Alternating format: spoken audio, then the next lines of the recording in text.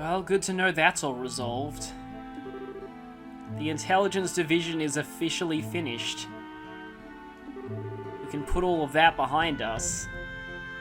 And yeah, the one person who was able to get her to talk. Yeah, well played, Cassius, for bringing him there. But yeah, we need to talk about things. Firstly, the payments. We don't actually get the payment for the Lost Child request until now. 5 BP should be the full amount.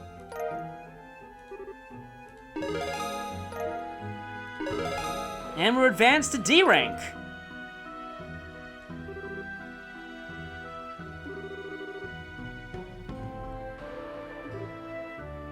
There's no doubt about it now. The signs were always there. Especially the part about her buying cookies for everyone right when you met her at the landing port. That one really sticks out on repeated playthroughs. That must have been how she drugged the ones at the guild house. And she knew way too much about Joshua for it to be a coincidence. Even before Estelle started talking about him. And she knew Estelle was coming to the villa, even though it could have been any Bracers who accepted that request. She got into the country, but with no records of her entering the country.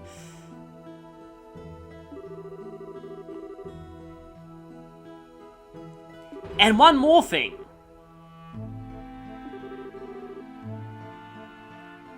When we were escorting her back to Grancel after we first met her,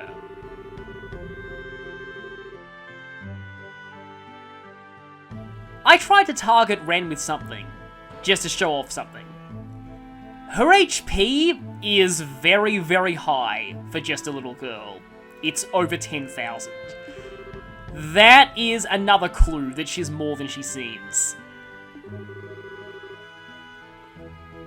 And this whole time we thought her parents were the suspicious ones. Turns out, those parents we met never even existed. And that's another thing, just... when you meet the parents at Airleton, after knowing this, the way they act is so off. I didn't comment on it at the time because I didn't want to spoil anything, but Estelle said they really are the picture-perfect family. That's the thing. They're way too perfect. Look back at those scenes and notice how Ren's parents act.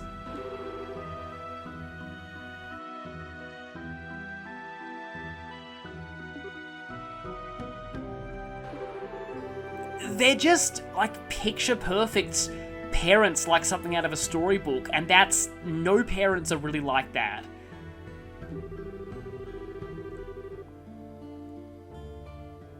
And this whole thing was her idea of fun. Yes, the society really goes that far. This is what we're dealing with. And I do love how this plot point is treated. In a way, it reminds me of... I don't want to get too deep into this, but in real life, you do hear reports of children being indoctrinated into terrorist organizations. This is a scarily accurate representation of that kind of thing, I find.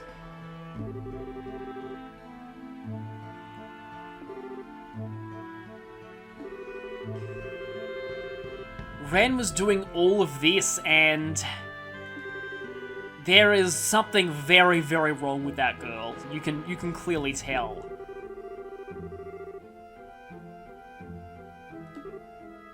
And the only reason she didn't kill everyone is just because she wanted them to watch.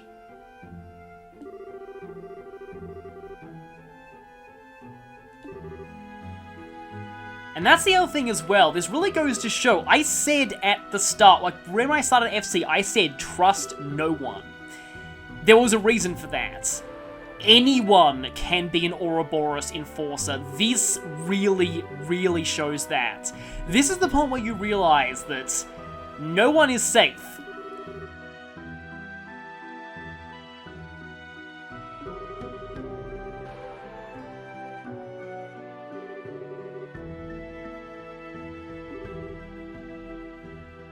And Tita must be taking this the hardest because the two of them actually became friends.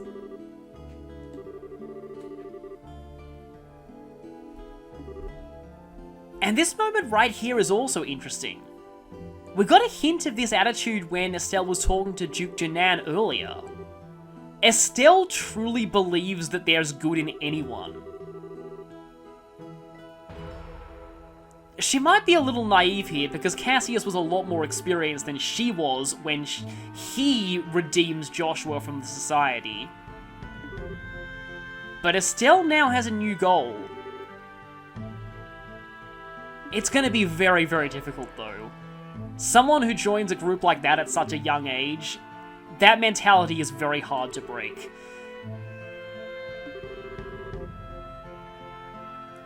But in a way, Estelle's optimism might be the one thing that could do it.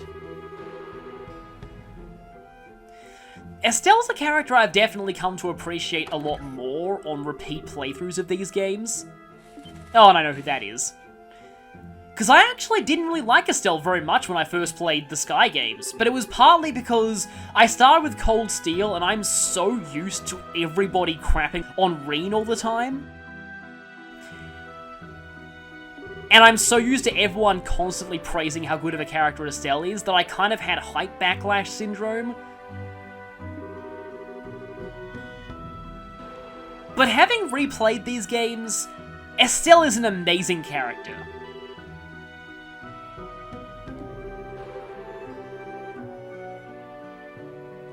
But yeah, we still don't know who Kevin really is.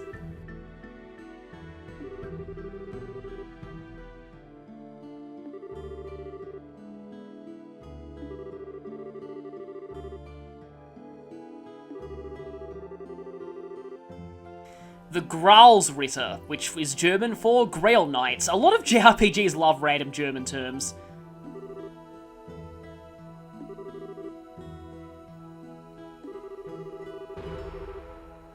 So Olivier knows who they are.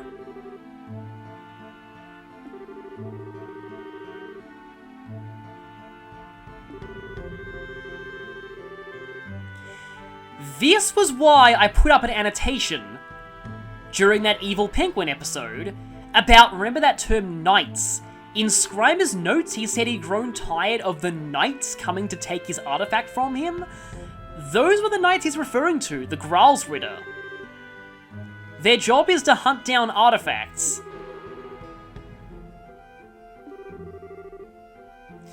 Yeah, he's still pretty young and kind of a newbie, but he's basically church-sanctioned special ops in a way, which explains why he knows so much and how powerful he is.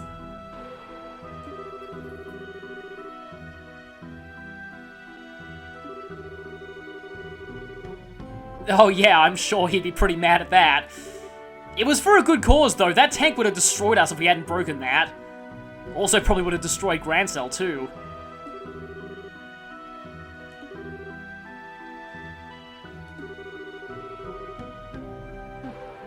But hey, good to know that he'll be on our side. The problem is, he is actually not joining our party yet. You'd think he would, but no, he isn't.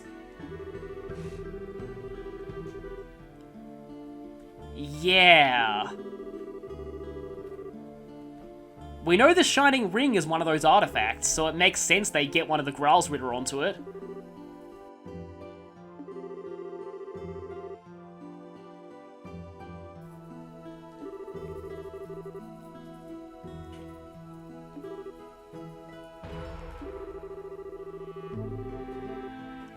Yeah. Especially during that coup.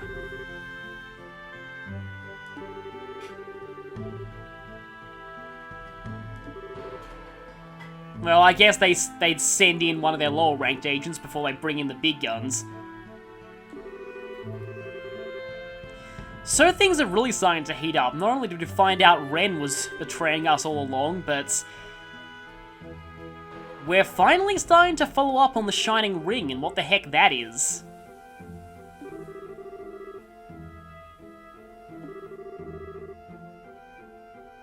I'm sure more will happen. There's still one enforcer operating in Liberl who's unaccounted for, the Bewitching Bell. Only a matter of time before we run into them.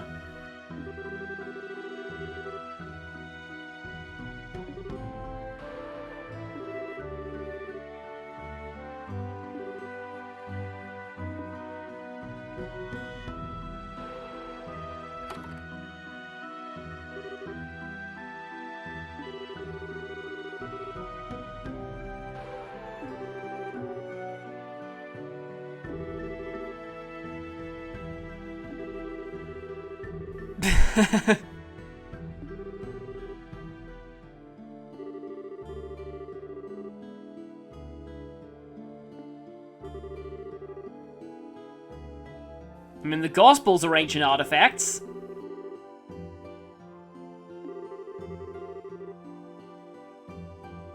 And so right now, it looks like we have 2 more regions to check out.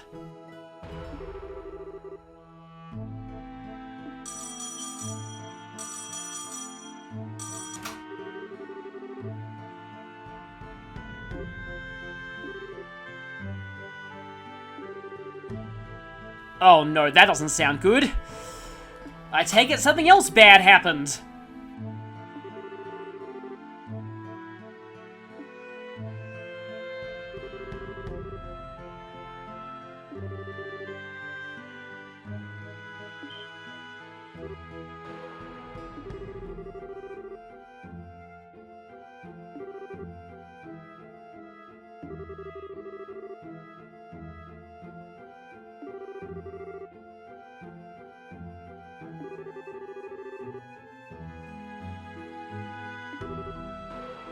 Huh, well, so much for what Mueller was trying to do.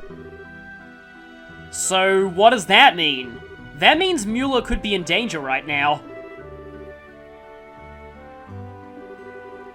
Yeah, how did that happen right when the Tea Party was occurring? But we know that the Sky Bandits are working against the Society. But we found out from Joshua in those earlier cutscenes that they were deliberately acting while the Society was distracted by the Tea Party. There's basically just plots going on all over the place. So we'll describe the Trail series as 4D chess, and it's actually pretty accurate.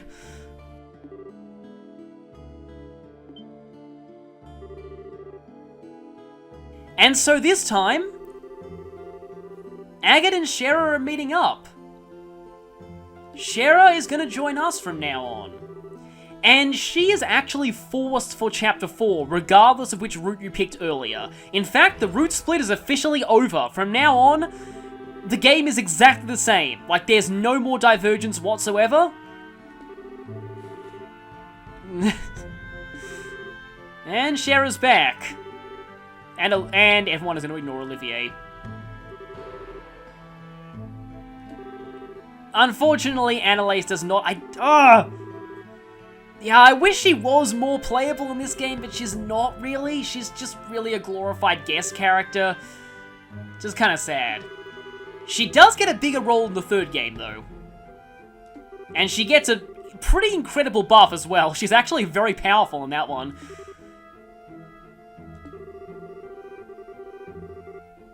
But yeah, wow, so much is going on in this cutscene, so Ouroboros must have a headquarters too. So, still more things to look out for. More experiments, the Sky Bandits, Ouroboros' base.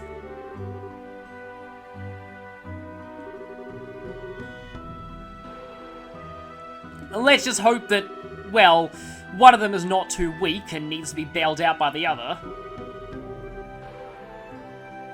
Annalise is pretty good, though.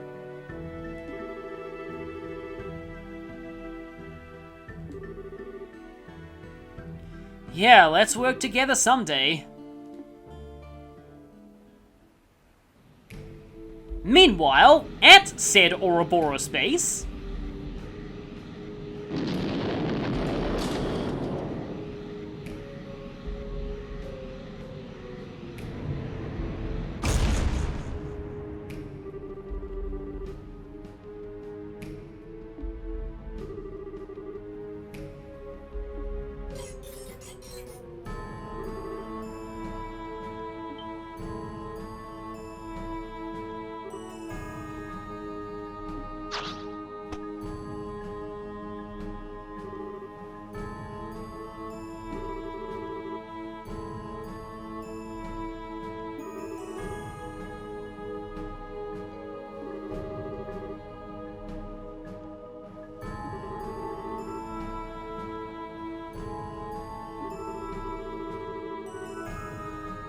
Oh, that's why she didn't just kill us all.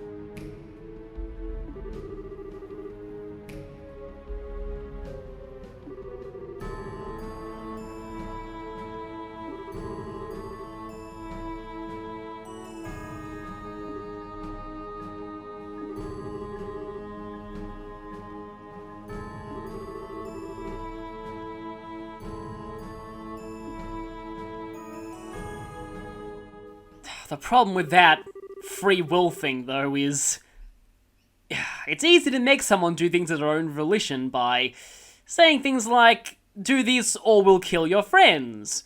Or, in the case of Joshua, he was not really in the right mind when Weissman found him, and Weissman pretty much recreated his mind from the ground up into someone who would willingly join them, so... yeah. Weissman, that law actually means nothing to him at all. He's completely circumventing it because he is a colossal asshole. But meanwhile, we're back at Grancel. And believe it or not, we actually have one quest to do before we leave this place. Thankfully, it's nowhere near as horrible as the penguin one.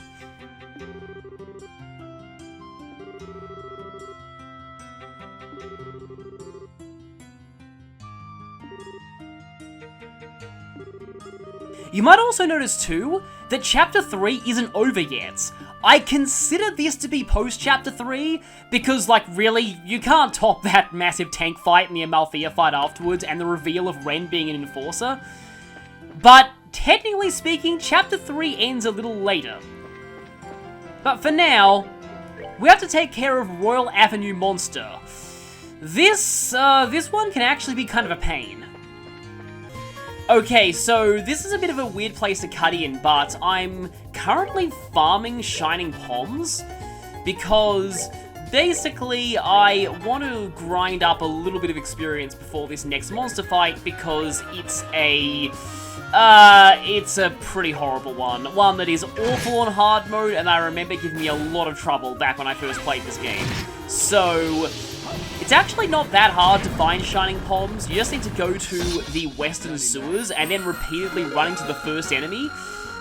It has a chance of being a Shining Pom, but the reason why I started recording here is because Estelle just learned True Barrage. So let's set that, no real reason not to. And I think I'll actually go for one more.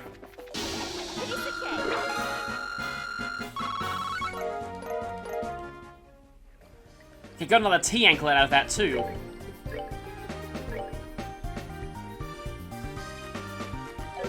Or is that the first T-anklet I've got? I'm not sure. So to find the quest monster here, we have to head straight down Royal Avenue, and then head towards Groon Gate, this way.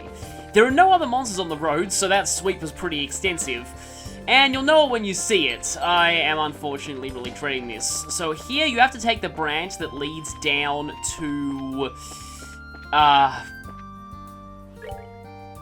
leads down to the Herb Scenic routes. Down these steps and around the corner here. Here it is. Now, this thing is an absolute pain. So here you'll see that I still have the same accessories on Estelle. I've actually swapped my items around. You now have the Holy Cloth. I've given everyone feint protection because that's important, and if you have a physical attacker, give them the Sapphire Talisman. It will definitely help out. I've switched Estelle back to some more generic quartz because Chloe and Olivier are back in the party. Chloe has Absorb, so she has access to a lot of AoE healing. Also, yeah, due to the sheer number of water elements she has access to Tear All, which at this point in the game is unnecessary because Tear All already fully heals you. But yeah, got a whole lot of stuff on Chloe here. Diamond Dust is going to be pretty useful. And Olivier has a whole bunch of stuff. Earth Wall and La Crest are definitely going to be good, as is Clock Down. So for this fight, I'm going to do a formation that a speedrunner by the name of Champion Beef affectionately refers to as the Coward's Corner. Basically, we're all going to go in the corner here and huddle up. Hopefully this will mean it takes more time for the enemies to get to us, but this is gonna be touch and go for a little bit, basically. I really do not like this fight because there are 4 Flame Velgas. Due to the hard mode speed boost, they all always go first, and if they spam Feather Shower, we can all just straight up die very, very quickly. They also bring 2 Hell Marses with them, and they'll use Mars Star to try and inflict feint. So that's why I have the feint protecting accessories. Yeah, see, all of them are already right on us, which is not good. Let's see, can I go for... See, I can either use Diamond Dust here, or I can go for Clock Down. If the Divine Penguin fight was any indication, Clock Down is probably the way to go. And let's see if you can get Earthwall in before anything. You can actually get Earthwall in before the Flame Velgas go, which is hopefully going to be decent.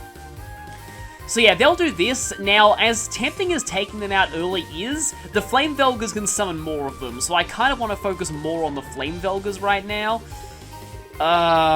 What does Estelle do? I think I'm actually just gonna... Maybe I'll go for... Actually, Morale might not be a bad idea. Just to buff up Agate, because he is going to go ahead and use a critical S-Break right now. And yeah, with the Sapphire Talisman equipped, this should do a lot of damage. Because these things are weak to water. 30% weak to water to be exact, so not all that much, but still. Okay, Clock Down and Earthwall, yeah, there's still a very decent chance that we might die here because all 4 of them are going and Earthwall's only going to protect us from 1. I really wish we had Kevin for this, but we sadly don't.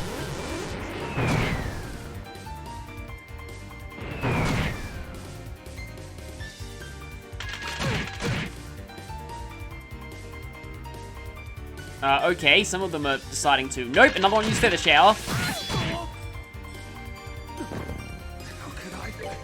Okay, I want to make sure they all die as fast as humanly possible.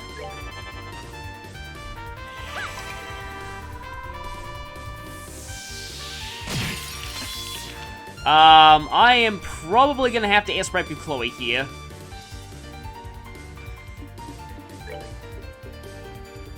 I could Fellas and then S-Break, that'll probably save a reviving item.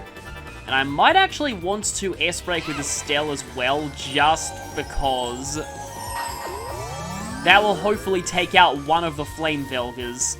Oh, so many of them are almost dead. I could really do with an AoE S-Craft right now. This still might not really work. Because there's Feather Shower again. Okay, summoning again. Faint Protection is good for that. Oh, I was about to say we're alive, but no 2 Flame Velgas are still going, and there's another Feather Shower. Okay, please die. Which one is going next? You. Die. This is why Gladiator items are so useful. Quickly got another S-Break, and I think I actually have enough for... Yeah, I do. Okay, these should kill both of them if it hits. Yep, there we go. But we still have 4 of these Hell Mars's to deal with. Do you have any AoE? You do not have any AoE healing. But I can at least tear up someone. Maybe Chloe, actually. Because she's getting targeted. And she has the AoE healing.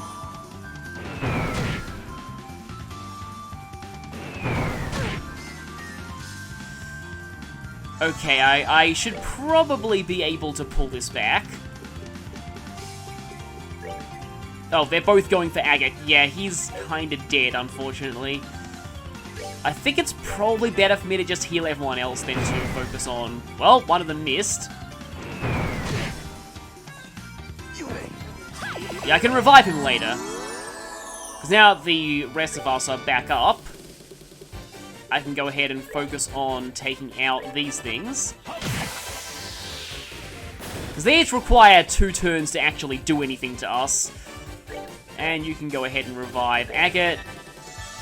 You are... Wow, you're actually very low on EP right now, but... Let's see if I can snipe one of them before they start attacking. So, yeah, looks like we probably have this, but yeah, this is a very rough fight, so you definitely want to be prepared for it. I probably don't even need Blue Impact, but I'm just going for it regardless. You go, and now... you have nothing.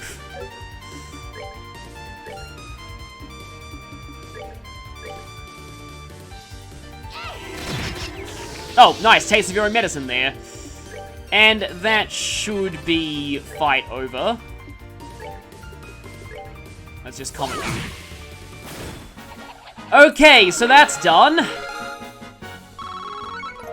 2 well-deserved level ups there. Yeah, I really do not like that fight at all. The only reason you didn't see a fail channel there was because I knew full well how bad that fight was and I prepared for it. So let's turn that in. After we report this, yep, 150 is the magic number for BP before leaving Grancel. We have all the BP we can get here. I should mention that I actually opened a few more slots on people, namely 1 slot on Olivier, and I also made EP3 for him. So, I've made a few things. I'm saving the rest of my Time Seepeth, though, because I really want to get more Action 3, and Cast 3 I think will be available pretty soon, too. So I'm saving that a little bit. I no longer have to save CP for upgrading Kevin's slots, thankfully. And he'll keep those when he inevitably rejoins later. So, I'm going to go over the checklist for the chapter before we head into the airport, because the moment we go to the airport, some interesting things are about to happen. So, in terms of recipes, you should have Sweet Crepe, Mystery Crepe, Mobility Popcorn, Ultima Ice Cream, Sunshine Ice, Moonlight Ice, Seafood Hot Pot, Mocking Pie, Curry of Dreams, Nap Killer, Mystery Paste, Got Some Spine, Shellful Dish, Turn Tempura, and Anarchy Soup. You should also have 143 out of 517 chests and 150 BP. There are actually a few people that we can see at Grancel Landing Port. The first here is Kitty. So she was one of the workers at the Edel department store, and she's actually going to be on this flight heading to Bose to study. But the real people we want to talk to here, yep, Anton and Ricky are heading on an airship and are going to fly out to another town. So obviously, make sure you talk to them here for Odyssey of Anton. It can be kind of tricky to figure out these are them because a lot of NPCs reuse these sprites, but it's definitely them. Anyway, I think it's about time to check in for our flight. Make sure you've bought La Belle News 5 at the department store, but we got that earlier. And as always, our flights are already paid for. I think we're all done.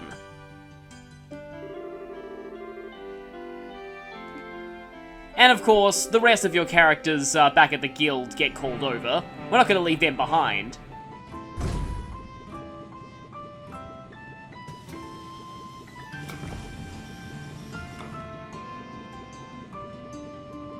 And so it's time to leave the capital. Or is it?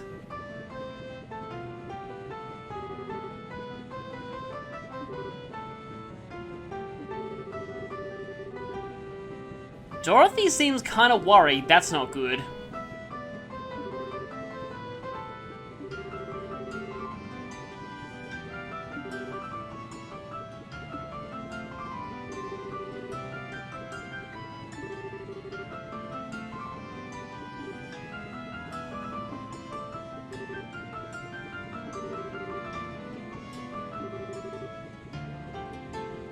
Well, hopefully we still have time. Hopefully they don't mind us holding the flight.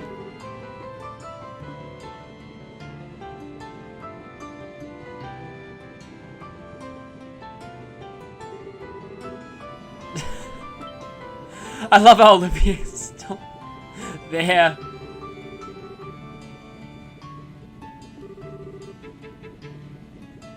As always, ignore the Olivier.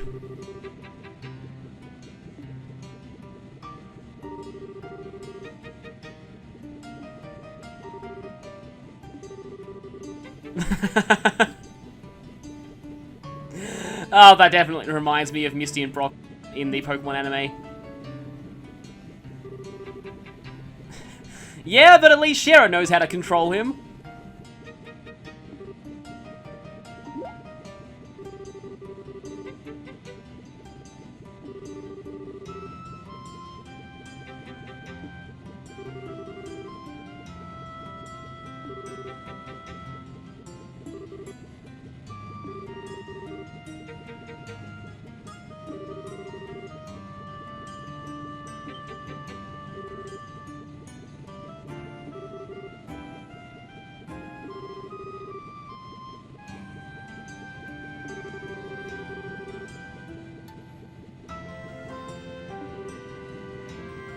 Well, if she was there, we can count on her to have some very good photos.